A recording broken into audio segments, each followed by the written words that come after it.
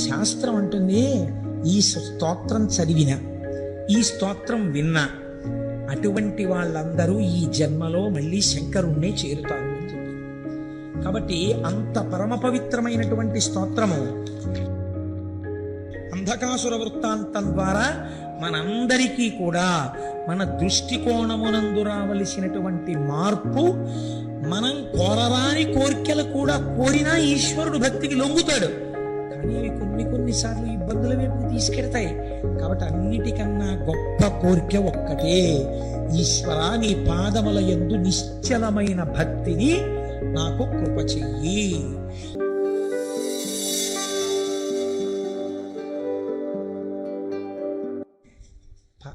ఎలా ఉండేవాడు అలా ఉంటేనే లోకానికి సంతోషంగా ఉంటుంది. ఇప్పుడు ఈ విశ్రాంతి ఎంత ప్రమాదం తెచ్చిందో ఓసారి చేతులు తీసి చూడన్నారు. ఆవిడ చేతులు తీసేటప్పటికి ఏమైందో తెలుసా అండి? సూర్య చంద్రౌచ నేత్రే వందే శంభుముమాపతిం సురగురుం వందే జగత్కారణం వందే పన్నగభూషణం మృగధరం వందే పశూనాం పతిం వందే సూర్య శశాంక వన్నినయనం. సూర్యుడు, చంద్రుడు, అగ్నిహోత్రము 3 కన్నులై ఉన్నాయి. ఇవి 3 శక్తి స్వరూపంతో అమ్మవారు పరాచికానికి మూస్తే సమస్త బ్రహ్మాండములు చీకటైపోయాయి. అన్ని ప్రాణులలో వేడి తగ్గిపోయింది, అంటే లయమైపోయే స్థితి వచ్చేసింది. ఇప్పుడు ఇది జరగకూడని ప్రళయ ప్రకృతి. ఇంత చీకటి ఒక భయంకరమైనటువంటి లయకార స్థితిలోకి వెళ్ళిపోయింది లోకం. ఇది ఎవ్వరు ఊహించనిది. ఈ కొట్టుమిట్టాడిపోతున్న స్థితిలో సమస్త బ్రహ్మాండములు చీకటిని పొంది అమ్మవారిలా చేతులు తీయగానే మళ్ళీ వెంటనే ప్రకాశించే. ఈలోగా హఠాత్తుగా జరిగిన ఈ సందర్భం ఒక ఉపాధి స్వరూపాన్ని పొందేసి శివచేష్టితముగా అంధకారం వలన పుట్టినవాడు కాబట్టి కళ్ళు లేకుండా నల్లటి పిల్లాడోడు పుట్టి ఏడుపు మొదలెట్టాడు. ఏడుపు మొదలుపెట్టి వాడు పర్వత సదృశ్యుడై అలా పెరిగిపోయి ఆకాశం అంతా అయిపోయి కనపడ్డ వాటిని తీసి నోట్లో పడేసుకుంటాడు. వీడెవరండో అంటే అమ్మవారు, నీ కొడుకే అన్నారు.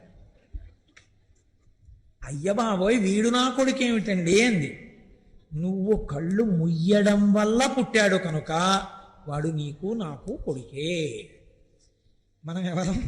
జగత పితరౌ వందే పార్వతీ పరమేశ్వరౌ. ఇప్పుడు వాడిని చంపేయడమో ఏదో చేయడానికి వీల్లేదు. ఏం చేయాలి? కాపాడాలి. కాబట్టి వాడిని పిలిచి, ఒరే నువ్వు అలా తినీకు మనుషుల్ని, వాళ్ళని అడవిలో తిరుగుతుండు అని అరణ్యానికి పంపించేశారు. ఈలోగా హిరణ్యకశిపులు మీకు తెలుసున్న వాళ్ళే. భగవంతుడు నేను ఎంచుకోకుండానే ఆయన వరుసక్రమాన్ని నిర్ణయించేశాడు. దీని తరువాత నువ్వు ఇది చెప్తే శ్రోతలకి తేలిగ్గా అర్థమైపోతుందని. మీరు భాగవతంలో హిరణ్యకశిపుల గురించి విన్నారు. హిరణ్యాక్షుడికి కొడుకులు లేకుండానే హిరణ్యకశిపుడికి కొడుకులు కలిగారు. వీడికి బాధ కలిగి కొడుకులు పుట్టట్లేదని శంకరుడు గురించి తపస్సు చేశాడు. శంకరుడు ప్రత్యక్షమయ్యాడు. ఏం కావాలని అడిగాడు. వాడు అబ్బో చాలా ధర్మం చెప్పాడు. ఎన్నున్నా ఓ కొడుకు ఉండాలి కదండి, ఆ కొడుకు లేకపోతే సంతానం లేకపోతే తృప్తి ఉండదు కదా, నాకు ఓ కొడుకుని ఇప్పించాను అని. నీకు సరిపోయే కొడుకోడు పుట్టి పెరుగుతున్నాడు రోయ్, వాడు నా కొడుకే అనుకోవచ్చు కాబట్టి నువ్వు వాడిని తీసుకెళ్ళి పెంచుకో. దత్తత ఇచ్చేశాడు. వాడు వీడిని తీసుకెళ్ళి పెంచుకున్నాడు. శివుడి కొడుకు కదని. ఎవరు వాడు? అంధకుడు, అంధకాసురుడయ్యాడు. వాడెందుకు సంతోషించాడు? ఋషులకు ఇస్తే వాళ్ళు తీసుకెళ్ళరు. ఇలాంటి వాడికి ఇస్తే అలాంటి వాడు బాగా కావాలి. అబ్బా భలే ఉన్నాడు రా, అంత ఎత్తు పెరిగిపోతున్నాడు, అన్నీ తినేస్తున్నాడు, ఇలాంటి కొడుకే ఉండాలి నాకని వాడు తీసుకెళ్ళాడు. పెంచుతున్నాడు. కానీ ఈలోగా తండ్రి అనుకోకుండా చచ్చిపోయాడు. అనుకోలేదు, ఆదివరాహమూర్తి వచ్చి వాడిని చంపవతల పారేశారు హిరణ్యాక్షం. పాపం వీడికి కళ్ళు లేవు, అంధుడు వీడు, అంధకాసురుడు. వాడి పేరే అంధకాసురుడు. 2 కళ్ళు లేవు, ఏమీ కనపడదు వాడికి, తినేస్తాడంతే వాడు తడుముకు. కాబట్టి నీకు రాజ్యం ఇవ్వడానికి కుదరదు అన్నారు దాయాదులు. నాకు కన్ను లేదనే కదా మీరు రాజ్యం ఇవ్వనంటున్నారు, నేను చతుర్ముఖ బ్రహ్మగారి గురించి తపస్సు చేసి కన్ను తెచ్చుకుంటానన్నాడు అని. వారు వెళ్ళి తపస్సు మొదలెట్టాడు. తపస్సు మొదలెడితే తపస్సే. చతుర్ముఖ బ్రహ్మగారు ప్రత్యక్షమయ్యారు. ఏం కావాలరా నాయనా నీకని అడిగారు. అడిగితే వాడెంత చిత్రమైన వాడో చూడండి, నాకు 2 కావాలన్నాడు. ఏమిటి 2 అన్నారు ఆయన. నాకు కళ్ళు లేవు, రాజ్యం ఇవ్వాలంటున్నారు, నాకు కన్ను ఈ లోకాన్ని చూడ్డానికి అన్నాడు. ఇస్తున్నాము అన్నాడు. రెండోది ఏమిటి అన్నాడు. ఓ నాకు పుట్టుకతోనే గొప్ప బలం ఉంది, లోకాన్ని పీడించగలిగిన బలం. ఆ బలంతో నేను లోకాలన్నింటినీ గెలవాలి కంటితో చూస్తూ. కానీ ఈ శరీరం చచ్చిపోకూడదు. అంటే బ్రహ్మగారు అన్నారు, ఇది ఒకటి కుదరదు, నా జ్యూరిస్డిక్షన్లో లేదు, నీ ముందు ఇలా చాలామంది అడిగారు, ఇంకో మాట చెప్పు, నువ్వే చెప్పు ఎవరి చేతిలో చచ్చిపోతావు అన్నాడు.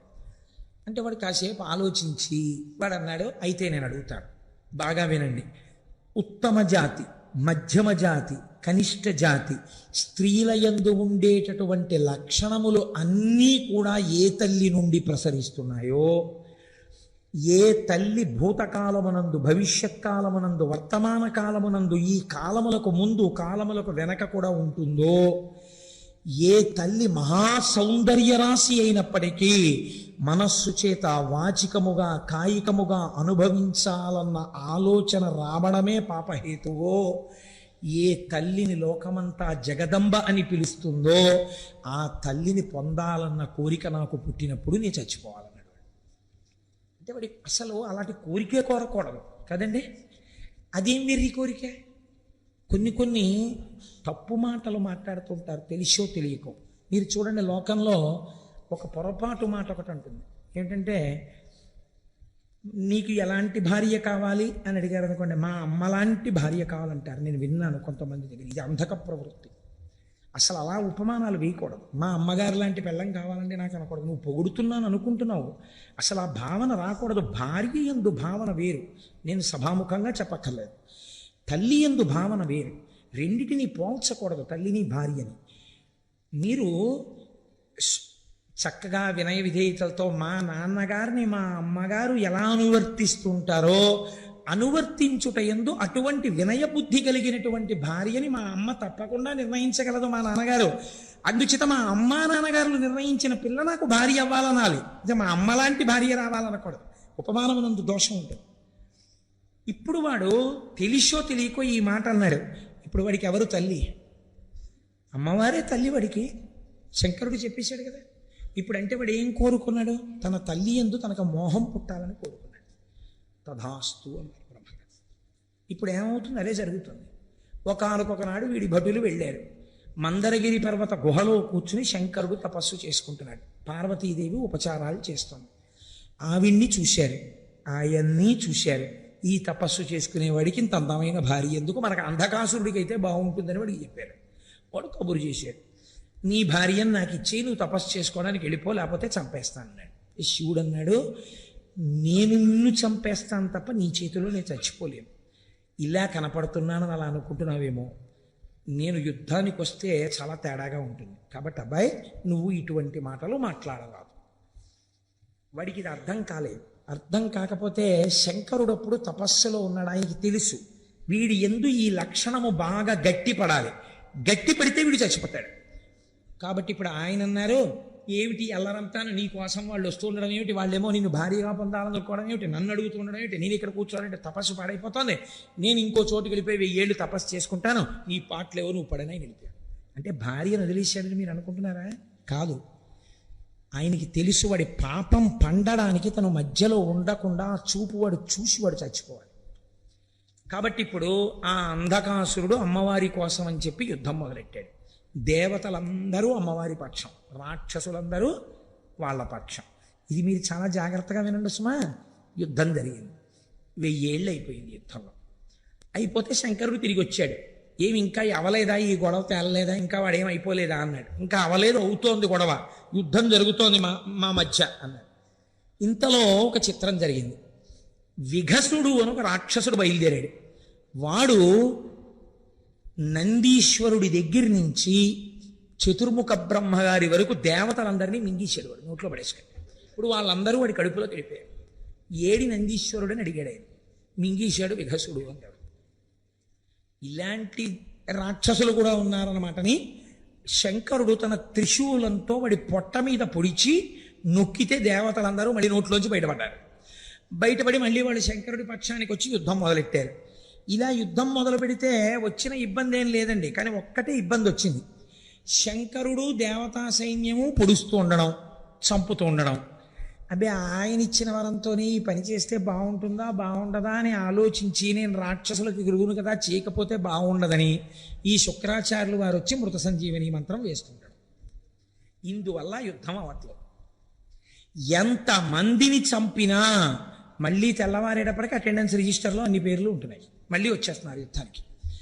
ఒరే వీళ్ళందరినీ నేను చంపేశాం కదరా మళ్ళీ వచ్చేస్తున్నారు ఏమిట్రా అంటే, దర్శనం చేసుకున్న వాళ్ళే మళ్ళీ దర్శనానికి వచ్చేస్తున్నారేమోనయ్యా, ఇంతమంది ఉన్నారు ఏమిటన్నారు మన స్వామి గారు. అలా ఇదేమిటి ఇలా వచ్చేస్తున్నారు, విషయం ఏమిటన్నాడు తెలియనట్టు శంకరుడు. అంటే కింకరుడు అన్నాడు ఆయన దగ్గర ఉన్నవాడు, శుక్రాచార్యుల వారికి మీరు ఉపదేశం చేసేసారు కదా మహానుభావ, ఆయన మళ్ళీ బతికించేస్తున్నాడు. ఎక్కడున్నాడు శుక్రుడు అన్నాడు. అదిగో అక్కడ పర్ణశాల వేసుకుని శరీరాలు అక్కడికి పట్టుకెడతారు, మంత్రం చెప్తుంటాడు, వాళ్ళు లేచి వచ్చేస్తుంటారు. ఇదే ప్రక్రియ. అందుకని ఇలా వెళ్ళి ప్రసాదం పుచ్చుకొచ్చేసినట్టు ఈ భౌతికాయాలు తీసుకుని అక్కడికి ఎడతారు. ఆయన ఇలా అంటాడు, మళ్ళీ లేచి వెళ్ళిపోతుంటారు, పరిగెడుతుంటారు, వాళ్ళు యుద్ధానికి వచ్చేస్తుంటారు. అందుకని వాళ్ళకి భయం లేదు అసలు చావని. అందుకని వాళ్ళు దరదరా వచ్చేస్తుంటారు, యుద్ధం చేస్తుంటారు, చచ్చిపోతుంటారు, శరీరాలు పట్టుకెళ్తుంటారు, మళ్ళీ తీసుకొస్తుంటారు. ఇదే పెద్ద ఆట కింద ఉంది వాళ్ళకి. ఈశ్వర మీరు ఇచ్చిన విద్య, ఓహో నేనిచ్చిన విద్య శుక్రాచార్యుడు నాకే ఇబ్బంది కల్పిస్తున్నాడు అన్నమాట. శుక్రుణ్ణి పట్టి ఇక్కడికి తెండాను. దేవతలు వెళ్ళి శుక్రుణ్ణి పట్టి తీసుకొచ్చారు. శంకరుడు ఇప్పుడు శుక్రాచార్యుల వారు బయట ఉంటే ప్రమాదం, మృత సంజీవని వేసేస్తున్నాడు అందరికీ. ఎక్కడ దాచాలని చూసి ఎక్కడ దాచినా రాక్షసులు వెతికి తెచ్చుకుంటారు. అలా చేత్తో పట్టుకుని తీసుకుని నోట్లో పడేసుకుని గుడుక్కుని మింగేశాడు. ఇప్పుడు శుక్రాచార్యుల వారు శంకరుడి కడుపులోకి వెళ్ళిపోయి గర్భవాసం చేస్తున్నారు. ఇది విచిత్రం. చిత్రం ఏమిటో ఎక్కడదండి ఇది? నీ వరం నీకు బరువు అవుతుంది ఒకనాడు, కాబట్టి నువ్వు నా గర్భవాసం చేయవలసి ఉంటుంది. ఇప్పుడు ఆ కడుపులోకి వెళ్ళాడు. కడుపులోకి వెళ్ళి శుక్రాచార్యుల వారు తిరుగుతున్నాడు శివుడి కడుపులో. చూస్తుంటే బయట ఏమున్నాయో అన్నీ అక్కడే కనపడుతున్నాయి. అన్నీ కనపడుతున్నాయి కానీ తను ముట్టుకోవడానికి ఉపదేశాలు చేయడానికి వీలేం కుదరదు అక్కడ. అన్నీ శివుడిలో ఉన్నాయని ఏ స్తోత్రం చేశానో అది నేను చూస్తున్నాను అని పొంగిపోయాడు శుక్రాచార్యుల వారు. పొంగిపోయాడు కానీ బయట రాక్షసులు ఏమవుతున్నారు, ఒక్కొక్కడు చచ్చిపోతున్నాడు. ఆ చచ్చిపోవడాన్ని శివుడి కడుపులో చూస్తున్నాడు. ఆఖరికి అందరూ చచ్చిపోయారు. చనిపోయిన తర్వాత అంధకాసురుడు మిగిలాడు. ఇప్పుడు శంకరుడు ఏం చేశాడంటే వాడి త్రిశూలం పెట్టి గుచ్చాడు. ఇలాగా ఎండిపోయిన ఆకులు ఇలా గుచ్చి తీస్తుంటారు చూడండి, అలా కింద పడిపోయిన వాడికి త్రిశూలం గుచ్చాడు. చంపలేదు, చంపకుండా ఆ త్రిశూలాన్ని ఇలా పైకెత్తాడు. ఇప్పుడు వాడు ఆ త్రిశూలం మీద పడుకున్నాడు. పడుకుని ఇలా శంకరుడు త్రిశూలం పట్టు కూర్చున్నాడు. కూర్చుంటే పైనుంచి చేతులు చాపి ఆయన జటాజూటాన్ని పీకుతున్నాడు. అలా కొన్నాళ్ళు యుద్ధం జరిగింది. యుద్ధం కాదు, శంకరుడేం దానికి ప్రతీకారం చేయలేదు. అలా వాడు శంకరుడి జటాజూటం వంక కొన్నాళ్ళు అలా చూస్తూ ఉన్నాడు. చూస్తూ ఉండిపోయిన తర్వాత ఒక ఆశ్చర్యకరమైనటువంటి విషయము ద్యోతకమైంది. ఈ కంటితో ఉన్న కంటితో ఇన్నాళ్ల నుంచి దేన్ని చూసి ఇవన్నీ అనుభవైక వేద్యములు అనుకుంటున్నాడో, త్రిశూలమునకు గుచ్చుకుని ఉండిపోయిన తరువాత వాడికి వీళ్ళు నా తల్లిదండ్రులు, లోకమునకే తల్లిదండ్రులు, నేను ఎంత పాపపు కోరిక కోరాను, నా పాపం ఎలా నిష్కృతవుతుందని అప్పుడు వాడు శంకరుడు యొక్క 108 నామములు చెప్పాడు. 108 నామములు చెప్పిన తర్వాత శంకరుడు త్రిశూలాన్ని కిందకి దింపి ఇలా అన్నాడు. వాడు ఊడి కింద పడ్డాడు. కింద పడి వాడు కన్నీరు వరదలై కారుతుండగా పార్వతీ పరమేశ్వరుల పాదాల మీద పడ్డాడు. అయ్యా, ఈ కంటితో చూస్తున్నది సత్యం అనుకోవడం తప్పైపోయింది. అందుకని ఒక తప్పు కోరిక కోరాను. ఈ త్రిశూలం మీద పడుకున్నాక నాకు అసలు విషయం అర్థమైంది. నా తప్పు మన్నించి నన్ను కరుణించమని అడిగాడు. నిన్ను ప్రమథగణాలలో ఒక గణాధిపతిగా తీసుకుంటున్నానని శంకరుడు గణాధిపతిగా తీసుకున్నాడు. అంధకాసురుడు శంకరుడికి కింకరుడైపోయి భక్తితో బతికేశాడు. ఆ 108 నామాలు పరమశక్తివంతం. దీని వెనకాతల ఉండే రహస్యం ఏమిటో మీకు నేను చెప్తాను కొద్దిసేపట్లో, మీరు కంగారు పడకండి. కనీసం నేను ఆ 108 నామములు మీకు చెప్పకపోతే నేను కించిత్తు దోషం చేసిన వాడిని అవుతానేమో అని నాకు అనిపించి నేను ఆ 108 నామాలు మీకు చూపించడం కోసం అని చెప్పి తీసుకొచ్చాను. మీరు ఒక్కసారి విందురు. కానీ నేను తింగరవాడిని ఇందులో పెట్టాను, అక్కడ పెట్టాను.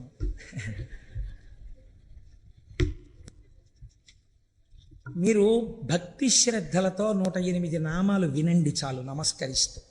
అలా చెప్తే ఏమైందో నేను తర్వాత చెప్తాను. అందుకే కొన్ని కోట్ల కోట్ల కోట్ల జన్మల తర్వాత తప్ప ఇవి వినరు అంది శాస్త్రం, ఇవి చదవరు. ఈ నామాలండి ఇంట్లో కూర్చొని చదువుకుంటే చాలు, అంత శక్తివంతాలు. ఎందుకని? త్రిశూలం మీద పడుకుని చెప్పాడు ఆయన ఈ 108 నామాలు. అవి మహాదేవుడు, విరూపాక్షుడు, చంద్రశేఖరుడు, అమృతుడు, శాశ్వతుడు, స్థాణువు, నీలకంఠుడు, పినాకి, వృషభాక్షుడు, అంటే వృషభము మీద కూర్చుని ఉండేవాడు కాబట్టి వృషభాక్షుడు, మహాజ్ఞేయుడు, పురుషుడు, సర్వకామదుడు, కామారి, కామదహనుడు, కామరూపుడు, కపర్ది, విరూపుడు, గిరిశుడు, భీముడు, సృక్కి, రక్తవస్త్రుడు, యోగి, కామదహనుడు, త్రిపురఘ్నుడు, కపాలి, గూఢవ్రతుడు, గుప్తమంత్రుడు, గంభీరుడు, భావగోచరుడు, అణిమాది గుణాధారుడు, త్రైలోక్యైశ్వర్యదాయకుడు, వీరుడు, వీరహనుడు, ఘోరుడు, విరూపుడు, మాంసలుడు, పటువు, మహామాంసాదుడు, ఉన్మత్తుడు, భైరవుడు, మహేశ్వరుడు, త్రైలోక్యద్రావణుడు, బుద్ధుడు, లుబ్ధకుడు, యజ్ఞసూదనుడు, ఉన్మత్తుడు, కృత్తివాసుడు, గజకృత్తి పరిధానుడు, క్షుబ్ధుడు, భుజంగభూషణుడు, దత్తాలంబుడు, వీరుడు, కాశినీ పూజితుడు, అఘోరుడు, ఘోరదైత్యఘ్నుడు, ఘోరఘోషుడు, వనస్పతి రూపుడు, భస్మాంగుడు, జటిలుడు, శుద్ధుడు, భేరుండక తసేవితుడు, భూతేశ్వరుడు, భూతనాథుడు, పంచభూతాశ్రితుడు, ఖగుడు, క్రోధితుడు, విష్ణుడు, చండుడు, చండీశుడు, చండికాప్రియుడు, చండుడు, తుంగుడు, గరుత్మంతుడు, అసవభోజనుడు, లేలిహానుడు, మహారౌద్రుడు, మృత్యువు, మృత్యు అగోచరుడు, మృత్యువు, మహాసేనుడు, శ్మశానవాసి, అరణ్యవాసి, రాగస్వరూపుడు, విరాగస్వరూపుడు, రాగాంధుడు, వీతరాగ శతార్చితుడు, సత్వగుణుడు, రజోగుణుడు, తమోగుణుడు, అధర్ముడు, వాసవానుజుడు, సత్యుడు, అసత్యుడు, సద్రూపుడు, అసద్రూపుడు, అహేతుకుడు, అర్ధనారీశ్వరుడు, భానువు, భానుకోటి శతప్రభుడు, యజ్ఞస్వరూపుడు, యజ్ఞపతి, రుద్రుడు, ఈశానుడు, వరదుడు, నిత్యుడు, శివుడు. ఇవి 108 నామములు. త్రిశూలం మీద పడుకుని ఆయన చెప్పినటువంటి పరమపావనమైన నామములు. ఇందులో ఉండేటటువంటి రహస్యాన్ని మీరు అర్థం చేసుకోండి. మనందరం కూడా పార్వతీ పరమేశ్వరుల యొక్క బిడ్డలమే. కానీ మనకి ఉన్నటువంటి బ్రహ్మదత్తమైన నేత్రము, సృష్టి అందియబడిన నేత్రము దేనికి ఉపయోగపడుతోంది? నన్ను మీరు క్షమిస్తే కామక్రోధములను అనుభవించడానికి, నామరూపాత్మకంగా లోకంలో మీకు బాగా ఇష్టమనిపించినది కామం తెచ్చి ఇంట్లో పెట్టడానికి, దాన్ని అనుభవించడానికి. అది అనుభవైక వేద్యము కాలేదు అనుకున్నా, వేరొకడికి దక్కుతోందన్నా క్రోధం వచ్చి వ్యగ్రతతో ప్రవర్తించడానికి. పేపర్లు తీస్తే అవే కదండి తెల్లారితే. కాబట్టి ఇటువంటి కామక్రోధములకు ఆ కన్ను పనికొస్తోంది. దాని వలన మీరు ఉపయోగమును పొందలేకపోతున్నారు. ఈ కన్ను త్రిగుణములలో తిప్పుతోంది. అందుచేత ఎటువంటి స్థితిని పొందుతున్నాం మనం అంటే, కామమునకు వశులమై హద్దులేని స్థితిని పొందడమే ఆయన అడిగినటువంటి వరం. కాబట్టి ఇప్పుడు దీని వలన ఏది వస్తుంది? మృత్యు వస్తుంది, మళ్ళీ పుట్టుకొస్తుంది. పుట్టుక మృత్యువు లేని స్థితి రాదు. కానీ ఈ కన్ను ఈశ్వరుణ్ణి చూడ్డానికి ఎప్పుడు పనికొచ్చింది? త్రిశూలం మీద పడుకుంటే పనికొచ్చింది. త్రిశూలం అనగా ఏమి అంటే సత్వ రజస్తమోగుణాతీతమైన స్థితి. సత్వం అంటే కొంతసేపు సంతోషంగా ఉండడం, రజోగుణం అంటే పరిగెడుతూ ఉండడం, ఏదో సంపాదించాలి, ఏదో తీసుకొచ్చేయాలి, ఆ వస్తువు తీసుకొచ్చేయాలి, కోరికతో ఉండడం. తమోగుణం అంటే కోపంగా ఉండడం, పడుకుంటూ ఉండడం, నిద్రపోతూ ఉండడం, అలసత్వం, బుద్ధిజాడ్యం, ఇవన్నీ తమోగుణం. మనం ఈ మూడింట్లోనే తిరుగుతాం. కాసేపు సంతోషంగా ఉన్నట్టుంటాం, టికెట్లు ఇస్తున్నారు, కౌంటర్ తీశారనేటప్పటికీ ఎగబడిపోతాం, ఓ లైన్లో కూడా నిల్చాం. అప్పుడు మనని రజోగుణ ప్రకోపం, అక్కడే దెబ్బలాడుకోవడం, తమోగుణ ప్రకోపం. ఆ తర్వాత మైకట్టుకుని ఎవరో అరిస్తే లైన్లో నించోవడం, సత్వగుణం. కాబట్టి ఏమైంది? నిన్న దెబ్బలాడుకున్న వాళ్ళే మర్నాడు పూజకు పట్టుపంచ కట్టుకుని వచ్చి ఎంతో భక్తి ప్రపత్తులతో పూజ చేస్తాడు. ఏమనుకోవాలి? సత్వగుణం. మీరు కావలసిన కోరిక కోరుకోండి అని అనడమే భయం. నీ పాదముల యందు అచంచలమైన భక్తి నిమ్మనడం, ఏదో కోరికలు కోరుతాడు. రజోగుణం. ఈ 3 గుణములలో తిరగకుండా 3 గుణములకు ఆధారమైనటువంటి నిర్గుణం ఒకటి ఉన్నదే, అది శుద్ధ సత్వమును కూడా దాటిన స్థితి, అది త్రిశూలం. శంకరానుగ్రహంగా త్రిశూలం మీకు తగలాలి. ఈశ్వరుడు అనుగ్రహించాడు, తగిలించాడు. తగిలించి పైన పెట్టాడు. దృష్టికోణం మారి ఆ కంటితోనే చూస్తున్నాడు. కానీ ఇప్పుడు ఎలా కనపడ్డారు? తల్లిదండ్రులుగా కనపడ్డారు. వాళ్ళని చేరడాన్ని కోరుకున్నాడు, అంతే. ఇప్పుడు ప్రమథగణాలలో కింకరుడైపోయాడు. ఇప్పుడు మరి శుక్రాచార్యుల వారి పరిస్థితి ఏమిటి? ఆయన లోపల కూర్చున్నారు గర్భంలో, యుద్ధం అయిపోయింది, చూస్తున్నారు. అన్ని చక్కగా లైవ్ టెలికాస్ట్ టీవీలో చూసినట్టు చూస్తున్నారు. ఓర్నాయనో, నేను ఎవరి కోసం అందరినీ బతికించానో ఆ అంధకాసురుడు శివుడు ప్రమథగణాల్లోకి వెళ్ళిపోయాడు. ఇప్పుడు యుద్ధం లేదేం లేదు, బయటంతా ప్రశాంతం. ప్రారంభమైనప్పుడు ఎంత వానో, ఉపన్యాసం అయిపోయేటప్పటికి అంత తగ్గిపోయినట్టు, కథా ప్రారంభంలో ఎంత అల్లరో కథ చివరికి అంత ప్రశాంతం అయిపోయింది. నేను మాత్రం కడుపులో ఉండిపోయాను. ఎలా? ఇప్పుడు ఆయనకి ఇబ్బంది పట్టుకొచ్చింది. ఇబ్బంది పుట్టుకుంటే ఆయన ఒక చిత్రమైనటువంటి పని చేశాడు.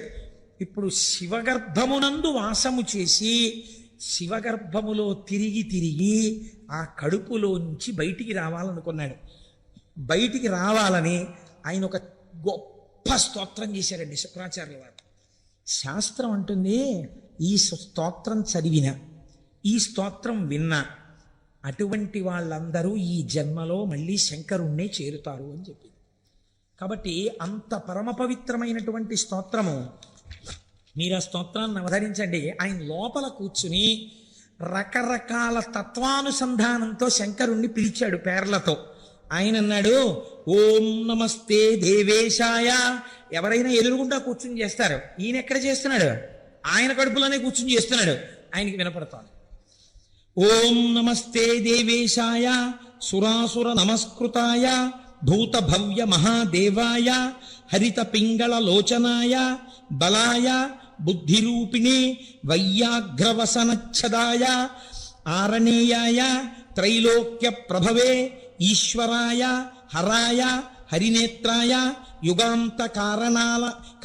యుగాంతకారణాయానలాయ గణేశాయ లోకపాలాయ మహాభుజాయ మహాహస్తాయ శూలినే మహాదంస్త్రినే కాలాయ మహేశ్వరాయ అవ్యయాయ కాలరూపిణే నీలగ్రీవాయ మహోదరాయ గణాధ్యక్షాయ సర్వాత్మనే సర్వభావనాయ సర్వగాయ మృత్యుహంత్రే పారియాత్ర సువ్రతాయ బ్రహ్మచారిణే వేదాంతగాయ తపోంతగాయ పశుపతయే వ్యంగాయ శూలపాణయే వృషకేతవే హరయే జటినే శిఖండినే లకుటినే మహాయశసే భూతేశ్వరాయ గుహావాసినే వీణాపణనతాలవతే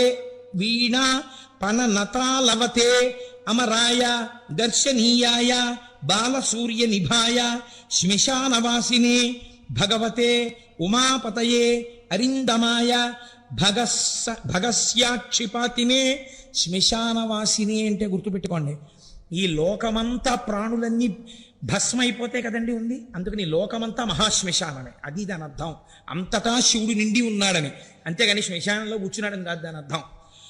ఒకవేళ ఉన్న అందరూ వదిలి వెళ్ళిపోయే చోట ఆయన ఒక్కడే ఉన్నాడు మనకి స్వాగతం చెప్పి కౌగిలించుకోవడానికి.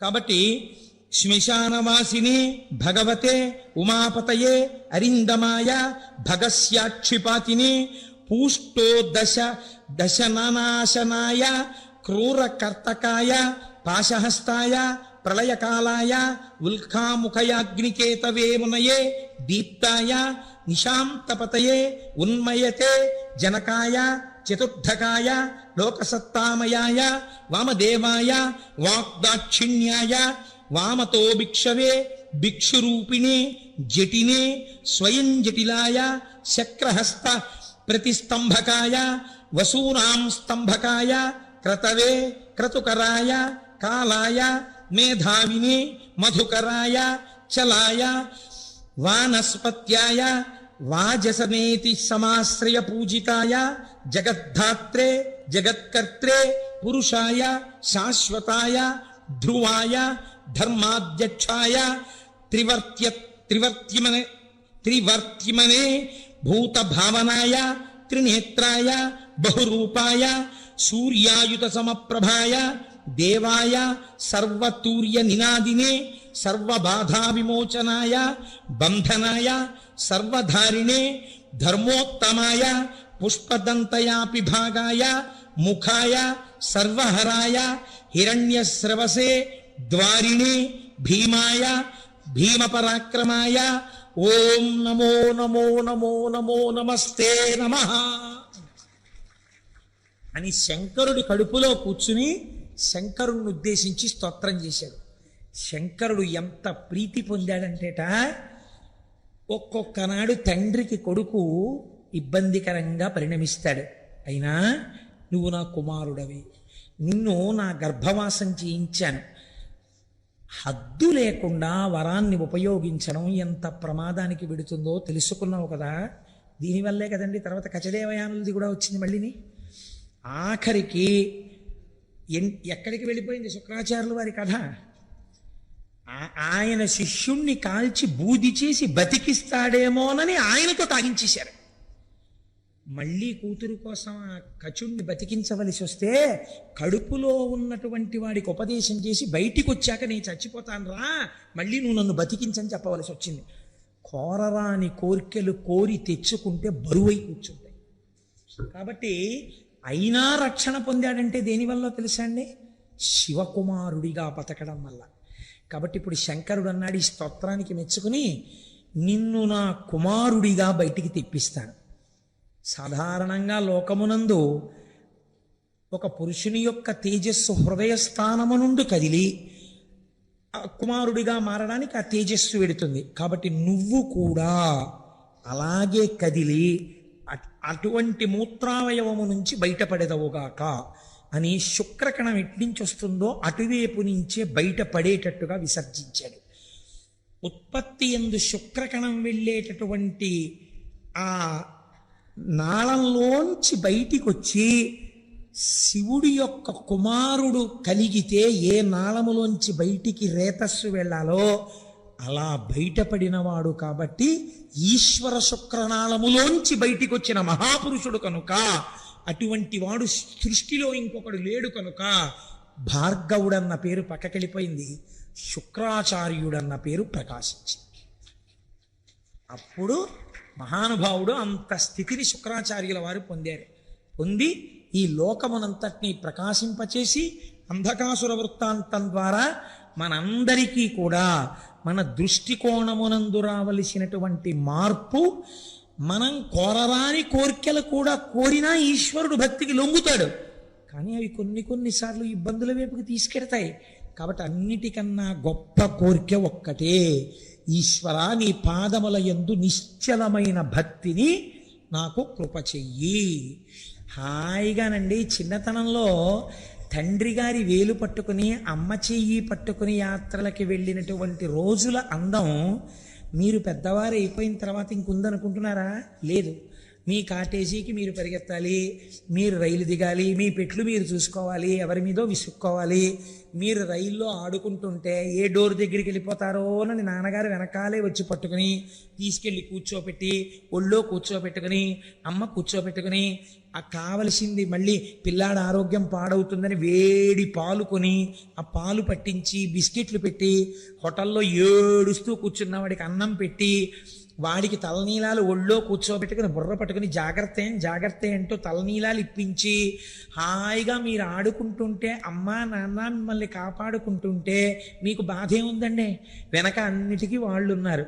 మీకు ఇంత జ్వరం వస్తే మొక్కడానికి వాళ్ళు ఉన్నారు, పూజలు చేయడానికి వాళ్ళు ఉన్నారు. వాళ్ళు ఉండగా మీకు భద్రత, రక్షించే వాళ్ళు వెనకాలుంటే మీకు భద్రత. మీ అంతటా మిమ్మల్ని మీరు రక్షించుకోవడానికి మీరు కోరికలు కోరుకున్న ఆ కోరికలు మిమ్మల్ని రక్షిస్తాయి అనుకోవడం భద్రత. కాబట్టి అడగవలసింది ఒక్కటే, ఈశ్వర నీ పాదముల యందు నిశ్చలమైన భక్తిని కృపచేయి. నా మనస్సు కదిలిపోయి వేరొక దానికోసం వెంపర్లాడకుండా నా మనస్సు ఎప్పుడు నీకోసం వెంపర్లాడేటట్టు నన్ను అనుగ్రహించు. ఇప్పుడు బాధ్యత ఎవరి మీద పడుతుంది? భగవంతుడి మీద పడుతుంది. మీ మనస్సు కదిలిపోకుండా తన పాదాలు అందించాలి. కాబట్టి మిమ్మల్ని ఆయన రక్షించుకుంటాడు. అందుకే శంకరులు అంటారు, ఎప్పుడు అడగవలసినా మనం ఒక్కటే అడగాలి, ఈశ్వర మీ పాదముల యందు చిక్కు చెదరని నిశ్చల భక్తిని కృప చెయ్యి. మీకు ఆ భక్తి కలిగి మీరు ఆ భక్తితో ఉన్నప్పుడు మీరు ఎందుకు పాడైపోతారండి? ఈశ్వరుడే మిమ్మల్ని రక్షించుకుంటాడు. తల్లిదండ్రులు పిల్లలు పాడైపోతాడు ఒప్పుకుంటారా? ఎలా కాపాడుకుంటారు? అలా మిమ్మల్ని భగవంతుడే కాపాడుకుంటాడు. ఇంత గొప్ప విషయాన్ని మనకి ఆవిష్కరించి అంతటి అంధకాసురుడు చిట్ట చివరికి ఏ స్థితిని పొందాడో, శుక్రాచార్యుల వారు ఎంత గొప్ప స్థితిని పొందారో, ఎంత భక్తితో నిలబడ్డారో మీరు చూడండి. ఆయన కోరుకున్న వరం ఒక్కటే ఆయన ఇబ్బంది పెట్టిందేమో లోకంలో, కానీ ప్రపంచంలో పరమేశ్వరుడు తనంత తాను ఇచ్చినటువంటి వరాలు మిగిలినవి. ఏది? శుక్రస్థానం ఇచ్చాడు, దీదీప్యమానం చేసింది. నీవు ఉదయించే వేళలో ధర్మకార్యం జరిగితే ప్రకాశిస్తుందన్నాడు, పనికొచ్చింది. వివాహం జరిగితే ఉపయోగపడుతుందన్నాడు, పనికొచ్చింది. నువ్వు నా గర్భవాసం చేయవలసి ఉంటుందన్నాడు, పనికొచ్చింది. నిన్ను దాటి ఎవ్వరూ వెళ్ళరన్నాడు, పనికొచ్చింది. నువ్వు లోకపూజితుడు అవుతావన్నాడు, పనికొచ్చింది. నువ్వు తపస్సు చేసిన చోట శుక్రేశ్వరుడై నేను వెలుస్తానన్నాడు, పనికొచ్చింది. ఇందులో స్నానం చేసి నక్తం చేస్తే పుత్రులు పుడతారన్నారు, పనికొచ్చింది. నీ యందు భక్తితో ఉంటే పిల్లలు పుడతారన్నారు, పనికొచ్చింది. ఇబ్బంది పెట్టింది ఏదైనా ఉంటే తనంత తాను కోరుకున్నది ఒక్కటే పెట్టింది. కాబట్టి మీకు నాకు ఏమర్థం అవ్వాలి? మనంత మనం ఏమీ కోరక్కర్లేదు. ఎప్పుడైనా మీరు కోరిక కోరుకోండి అంటే ఏ కోరిక కోరాలని దాని అర్థం? నీ పాదముల యందు చెక్కు చెదరని నిశ్చల భక్తిని కృప చేయదుగాక. మహానుభావుడు జగద్గురువులు కనుక, దయార్ద్ర హృదయుడు కనుక, శంకరుడు శంకరులుగా వచ్చారు కనుక శంకరులు ఇదే చెప్తారు. నరత్వం దేవత్వన్నగవన మృగత్వం మశకత పశుత్వం కీటత్వం భవతు విహగత్వాది జననం సదాత్వత్పాదాబ్జస్మరణ పరమానందలహరి విహారాసక్తం చేద్రూ దయమిహ కింతేన వపుషా. నాకు ఏ శరీరం వస్తుందన్న దాని గురించి నాకు బెంగలేదు. నాకు కావలసింది ఏమిటో తెలుసా శంకరా? ఏ శరీరంలో ఉన్నా నీ పాదముల యందు భక్తి. ఆయన ఏకంగా శరీరాల స్థాయిలో మాట్లాడారు. దూర్జటన్నాడు, లోకుల్నంగని మెచ్చని ఎలుగని లోలోన నిందించని చీకాకుంబడని మహాత్ముడనని జేలొగ్గని మూకీభావమునం తిట్టని త్రోయని నీ కారుణ్యము కలిగి ఉండినను అంతే చాలునో శంకరా అన్నాడు. ఇవి మనం నేర్చుకోవలసింది. ఆయన అనుగ్రహం ఉందా? పవి పుష్పంబగు అగ్ని మంచగు నాకోపారం భూమి స్థలంబగు శత్రుండతిమిత్రుడౌ విషము దివ్యాహారమౌ నిన్నగా అవనీ మండలి లోపలన్ శివ శివేచ్ఛాభాషనోల్లాసకిన్ శివా నీ నామము సర్వవశ్యకరమౌ శ్రీకాళహస్తీశ్వర. మీరు తెలిసో తెలియకో ఆ నామాన్ని రాసేటప్పుడు కాయిక కైంకర్యం అవుతుంది. చెయ్యి పట్టుకుంటుంది, కాళ్ళు రాయడానికి వీలుగా కూర్చుంటాయి, శరీరం వంగుతుంది, కళ్ళు చూస్తాయి, పెన్నుని వేళ్ళు పట్టుకున్నాయి, శ్రీ శివ అని లోపల ఉచ్చరిస్తున్నారు. పైకి అంటే ఫలితం తక్కువ, లోపలంటే ఫలితం ఎక్కువ. కాబట్టి ఇప్పుడు పైకి అనకుండా శ్రీ శ్రీ అనుకుంటూ రాస్తున్నారు. లోపలంటున్నారు మానసిక వాచిక కాయిక కైంకర్యములు 3 జరిగిపోయాయి. ఇప్పుడు ఒక్క శ్రీ శివ పుస్తకంలో ఎంత శక్తి ఉంది! అలాంటివి ఒక 5 కోట్ల శ్రీ శివ పుస్తకం తయారై ఒక స్తూపంలో పెట్టామనుకోండి, ఇప్పుడు ఆ స్తూపం ఏమవుతుందో తెలుసా అండి? అపారమైన శక్తి కేంద్రం అయిపోతుంది. ఇప్పుడు ఇది ఎవరికి పనికి వస్తుంది? ఎవరు రాశారో తెలియదు, పుస్తకాలన్నీ లోపల ఉన్నాయి. ఊళ్ళో ఎవరికైనా ఇబ్బంది వచ్చిందనుకోండి, వెళ్ళి ఆ శివస్తూపం చుట్టూ ప్రదక్షిణం చేస్తారు. శక్తికి ఒక లక్షణం ఉంటుంది, అది ప్రసరణం జరుగుతుంది. ఇప్పుడు విద్యుత్ ఉందనుకోండి, పరిగెడుతుంది ప్రవాహం. ఇప్పుడు ఆ లోపల ఉన్న శక్తి పైకి తరంగముల కింద వ్యాప్తి చెంది ఉంటుంది. మీరు ఆ తరంగములలోకి వచ్చి నిలబడి తిరుగుతున్నారనుకోండి, ఏ ఆలోచన చేస్తే మీకు ఆ కష్టం పోతుందో అలా కష్టం పోయే శక్తి అందులోంచి మీ మనస్సులోకి ప్రవేశించి ఆ నిర్ణయం వేపకు బుద్ధిని మారుస్తుంది. కాబట్టి ఊళ్ళో ఉన్న వాళ్ళని రక్షించుకోవడానికి పరమాత్మ పేరు రాసి స్తూపం కట్టుకోవాలి కదా. రామనామం ఎంత గొప్పదో శివనామము అంతే గొప్పది. శివుడు రాముడని 2 లేవుగా, ఇప్పుడేగా విన్నారు మీరు. మహానుభావుడు చేసినటువంటి స్తోత్రం. ఆ శుక్రాచార్యుల వారు గరుత్మంతుడవు కూడా నువ్వే అని చెప్పారు. ఉన్నది ఒక్కటే పదార్థం. ఈనాడు మనకి నామం రాసే అవకాశం వచ్చింది, రాసాం. ఈశ్వరుడు అటువంటి ప్రచోదనం ఇచ్చాడు. మళ్ళీ ఎప్పుడైనా మనకు అవకాశం వస్తే రామకోటి కూడా రాసి రామనామాలకు స్తూపం కడదాం. మనకి రామనామం మీద పరమ ప్రీతి. రామనామం అంటే పొంగిపోతాం. మనకేమి శివనామమే రాయాలి, రామనామం రాయకూడదని మనకేమి భేషజాలు లేవు. ఇవాళ ఈశ్వరుడు మనకు ఆ ప్రచోదనం ఇచ్చాడు, శివనామం రాస్తున్నాం. రేపు ఈశ్వరుడు మళ్ళీ ప్రచోదనం ఇస్తే ఈ స్తూపం కాదంటే రామనామ స్తూపం కూడా కడదామండి అని మీ అందరూ సంతోషపడ్డారనుకోండి. నిన్న ఎందరో ప్రాంగణంలో కూర్చుని శ్రీ శివ రాస్తుంటే ఎంత సంతోషించానో నేను. ఎంత చక్కగా వీళ్ళందరూ ఆ పుస్తకాన్ని టైం వేస్ట్ అవ్వకుండా ఎలా రాసుకుంటున్నారా అనిపించింది. చక్కగా ఆ పుస్తకాలన్నీ స్తూపంలో వేస్తాం. ఇవాళ ఈశ్వరుడు ఆలోచన ఇచ్చాడు. ఏమో ఒకనాటికి ఈ దేవాలయ ప్రాంగణం ఎక్కడెక్కడ కోరికలు తీరని వాళ్ళు కాకినాడ వెళ్ళి అయ్యప్ప స్వామి గుడి ప్రాంగణంలో రామకోటి స్తూపం, శివకోటి స్తూపం, కృష్ణకోటి స్తూపం, అంబాకోటి స్తూపం, అన్ని స్తూపాలు ఉన్న ఏకైక దేవాలయం కాకినాడ అయ్యప్ప గుడి. వెళ్ళి ప్రదక్షిణాలు చెయ్యండి అని పిల్లల్ని పంపుతారేమో. పంపి పిల్లలు కూడా ప్రదక్షిణాలు చేసి శివస్తూపానికి, శక్తి స్తూపానికి, రామస్తూపానికి ప్రదక్షిణం చేసి వచ్చి పెళ్లిపీటల మీద కూర్చోండని, లేకపోతే పసుపు బట్టలు కట్టుకోగానే ఇక్కడికి తీసుకొచ్చి స్తూపాలకి ప్రదక్షిణాలు చేసే రోజులు దగ్గరలో ఉన్నాయేమో. ఎంతమంది పసుపు బట్టలతో రావాలో ఈ గుడికి రాబోయే కాలంలో. కనుక మనందరం వినడం, చక్కగా దాన్ని ఆచరణలో పెట్టుకోవడం. మీరు విన్నారు కదా ఇప్పుడు శివానుగ్రహం అంటే ఎలా ఉంటుందో, శుక్రుడు ఏ స్థాయికి వెళ్ళగలిగాడు, అంధకాసురుడు సావవలసిన వాడు ప్రమదగణాల్లోకి వెళ్ళిపోయాడు. అది ఏ దృష్టికోణం మారడం వల్ల అటువంటి శాశ్వతత్వాన్ని పొందాడో అది మనం గ్రహించవలసినటువంటి నీతి. గ్రహించి ఆచరణాత్మకం చేసుకున్న నాడు మనం ధన్యులమవుతాం. మనకి అటువంటి శక్తి ఈశ్వరుడు నిర్హేతుక కృపా కటాక్ష వీక్షణముల చేత ఆయన మనకిచ్చి రక్షించుగాక.